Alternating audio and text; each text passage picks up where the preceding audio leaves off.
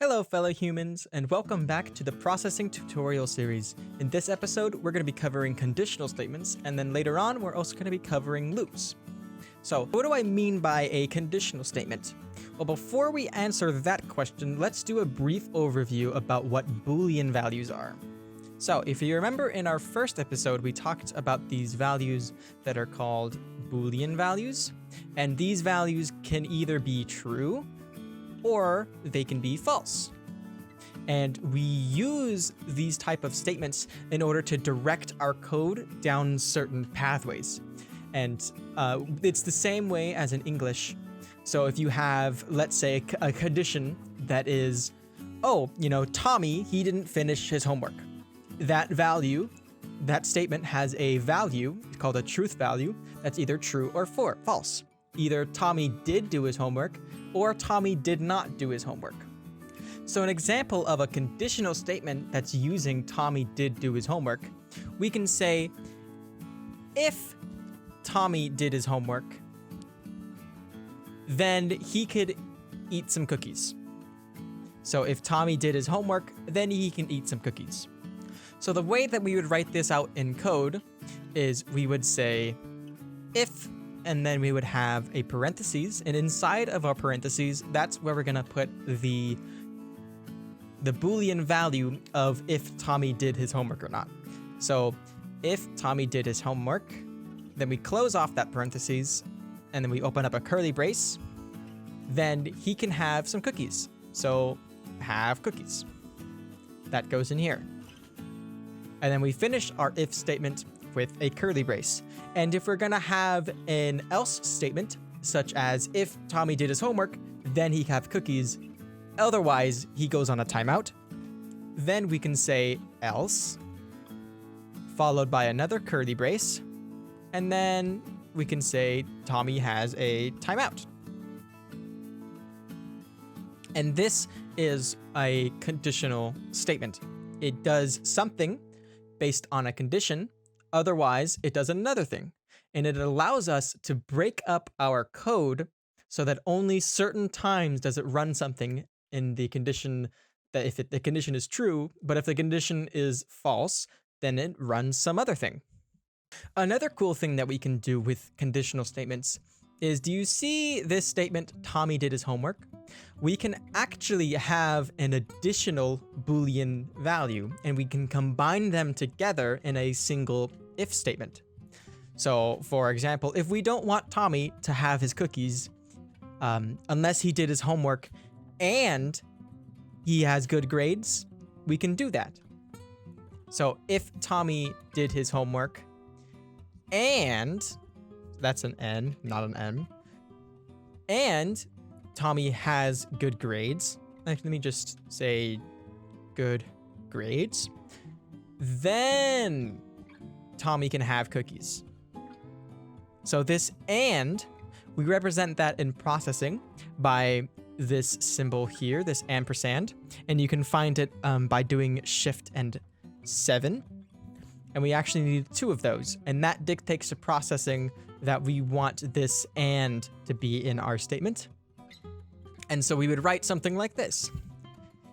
If Tommy did his homework, and that is a terrible drawing, and Tommy has good grades, then he can have a cookie. So what does this mean? This means that if Tommy did his homework and he got good grades, then he has a cookie. If Tommy did not do his homework, or Tommy does not have good grades, then he can't have a homework. So if Tommy did his homework but has bad grades, no cookie. If Tommy didn't do his homework but he has good grades, still no cookie. He has to do both of them. He has to both do his homework and have good grades in order to get the cookie. So as I was explaining that, I also brought up the conditional combination tool. That's a terrible way of saying it. Conditional combinatorial tool called OR. So not only do we have and, but we also have OR. So let's say if Tommy did his homework, or he got good grades, then he can have his cookie. And in this case, Tommy can have the cookie if he got good grades or if he did his homework. It doesn't matter which one, or it can be both. So he can only have no cookies. He can either go to bed hungry only on the condition that he did not do his homework and that he doesn't have good grades. So both of these, both or and, are used very, very often when we're talking about conditional statements and how we can direct our code to do certain things. So let's jump into processing and let's try experimenting with some of these conditional statements and see how they work. So I'm in processing right now, and I think as a simple example, let's have the screen background change when a moving ball crosses the halfway point of our canvas and changes to a different color after that. So let's start by writing, we want our void setup and our void draw. And let's give ourselves a canvas size. So let's say a size of 600 pixels by 600 pixels. And then let's give us a base background color. Let's say luminosity of 50 to start out with. And this is just so we can see that our processing is working and we get a canvas that has a luminosity of 50 here. So let's start by getting a ball that moves across the screen. So we're gonna need an integer to store our ball's x position. So we're just gonna call it ball x. No, let's call it x pos. There we go. And I think that's all we're gonna need for now. So let's go ahead and set our x position to 0. And it's a capital P. And then every frame, let's increase the x position by 1. And when you're adding something by 1 or subtracting it by 1, you can actually do a shortcut where we just say plus plus, or for subtracting, minus minus. So this means increase x position by 1 every single frame. And let's go ahead and draw that to the screen. So let's have a fill color of, let's say, like a red color, and say ellipse. And we want our ellipse to be drawn at our x position, and let's draw it to the center. And let's have it be, say, 50 pixels in diameter. So there's actually a really cool trick you can use. Instead of saying 300 here, because we want to draw it halfway down the screen anyway, there's actually, when we defined the size of our canvas by saying size 600, 600, this generates two variables. This generates a width variable, and this generates a height variable. And width would be equal to 600, and our height is equal to 600 in this case. So we can actually use those as integer values anywhere in our code. So instead of saying 300, we can actually say, I want it to be at our height, and divide it by 2. That way it's always halfway across the canvas in case we ever change these values in the future. Okay, so we've got our x position of our ball. And then we set it to 0, and then we increase it every frame. Increase it. Let's try to not to be ambiguous by saying it. Increase the ball's x position by 1 every frame. And we give it a fill color, and then we draw it to the screen. So let's see what this does. Awesome. So we've got a little red ball, and it moves across the screen. But our background doesn't change yet. We haven't implemented that feature. So let's go ahead and do that. So in the start of our draw, before we draw the background, let's say if our x position, and we want it to change once it gets halfway across the screen.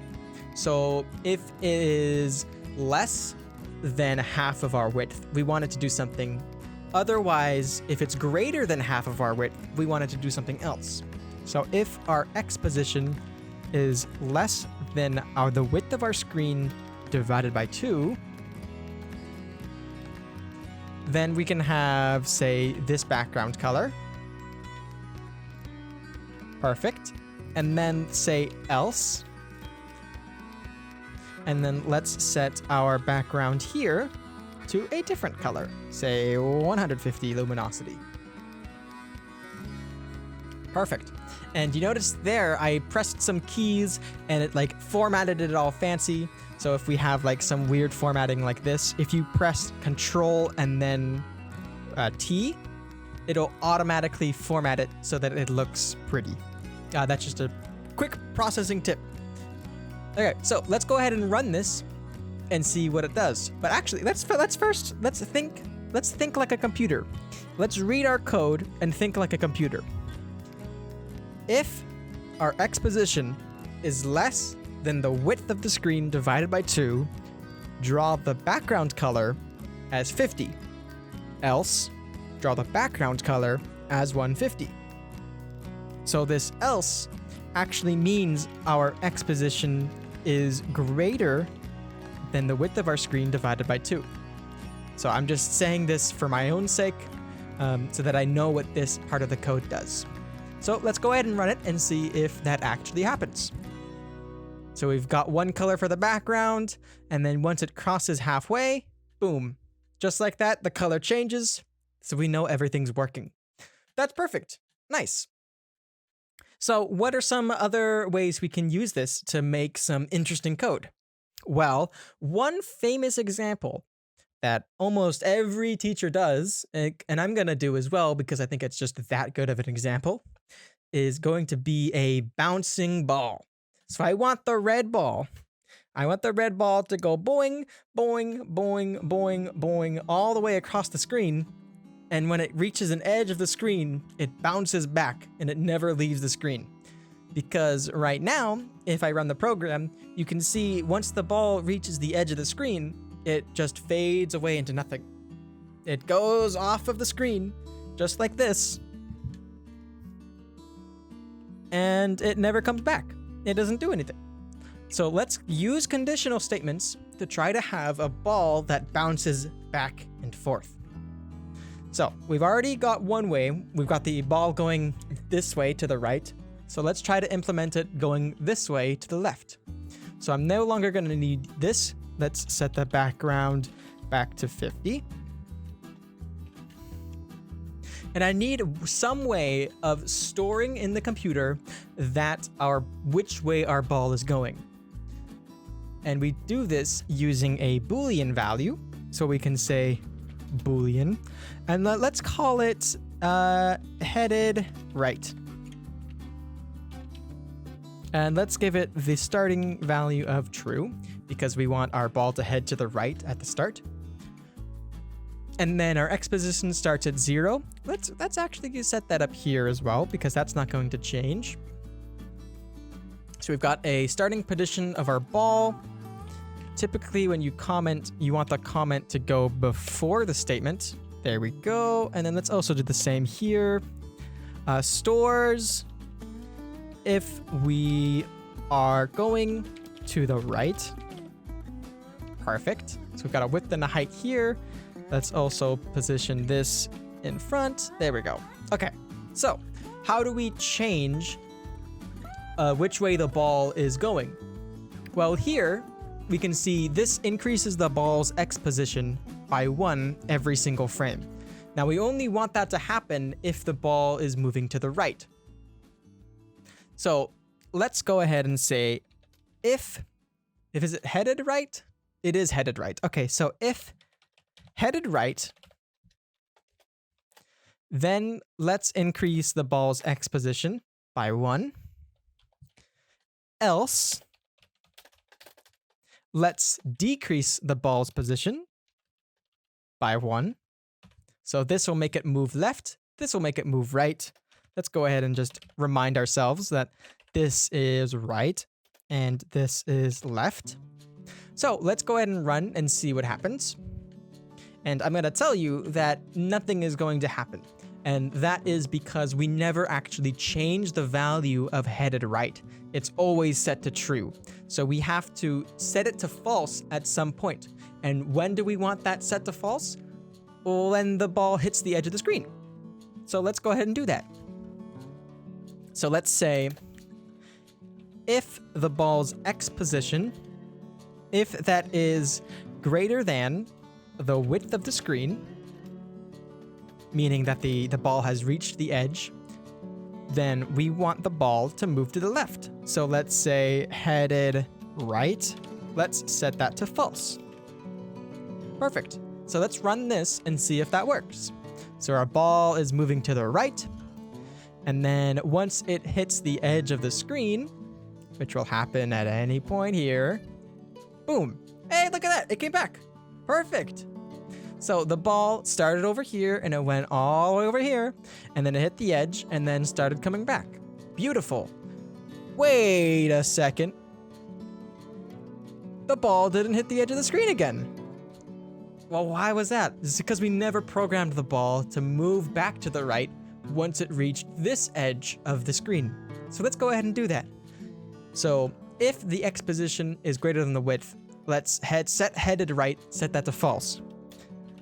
Else, and then we can actually, after the else, if we don't want this to run on the condition that the X position is greater than width, which I guess we don't want, we can say instead of curly brace, we can actually have a second if here.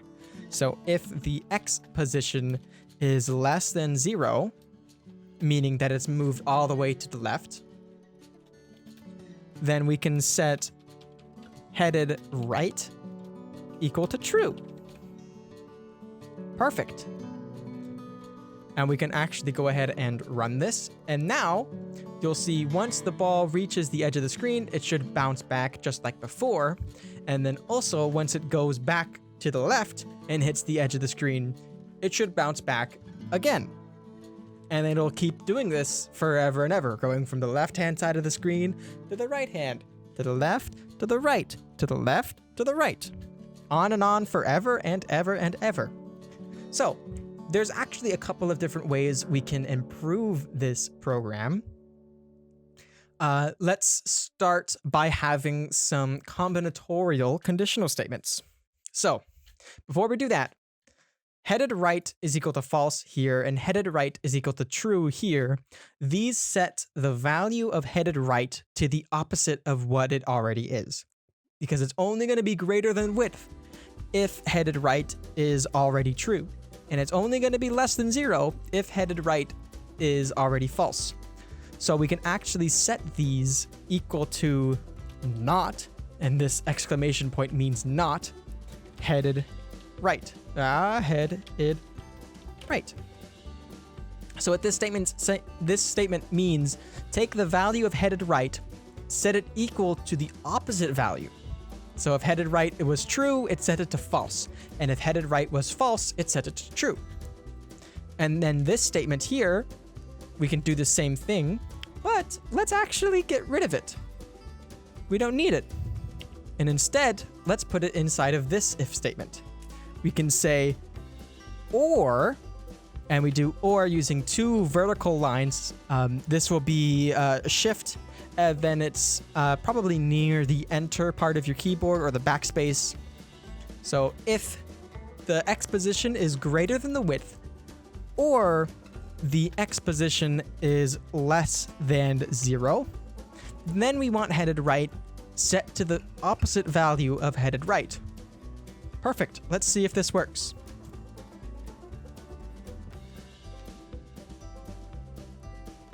Well, it went one way. Beautiful. Now we've got a ball that bounces back and forth and changes direction once it gets to the edge of the screen. This is perfect. Nice. So let's go ahead and increase some of the functionality of our program. Right now we only have a ball that bounces left and right. Let's change it so that not only does it bounce left to right, it also bounces up and down. And this should be pretty easy to implement. So in addition to the X position of our ball, we're also going to need a variable to store the Y position of our ball. So we say integer Y position, and let's set it to 0 as well. Actually, let's just have it be blank for now and set it down here. Oops. Pressed the wrong thing there. What did I press? What did I press? There you go. And then down here, let's go ahead and set the Y position to the height of our screen divided by 2. So we've got the X position at 0 and our Y position at halfway across the screen. And then we're also going to need a value to store if we are headed down. So it's going to be another Boolean value, and then let's call it headed down. Perfect. And let's set it to true as well. Now, in our draw, let's do exactly what we did for the X position, but also do it for our Y. So if headed right, then increase the X position, otherwise decreases it. So let's do the same thing for our Y. If we are headed down,